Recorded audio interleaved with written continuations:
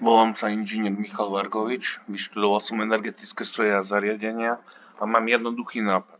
Ale najprv, pozeraním tohto videa súhlasíš s tým, že 1% zo ziskov je moja odmena. Popis nápadu.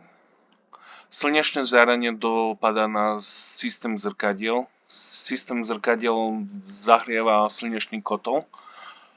Slnečný kotol odovzdáva tepelnú energiu cez tepelný akumulátor do turbíny a z turbíny prechádza na čerpadlo. Prečo je výhodné prečerpávať ako vyrábať elektrínu? Pretože pri každej premene energie sú straty. Strata na generátore, strata v rozvodnej sústave, strata na elektromotore. Výhody pri použití akumulácie tepla. 24/7 nepretržitá prevádzka, konštantný výkon, ideálny stav, ostrovná prevádzka, dlhá životnosť, nízke prevádzkové náklady.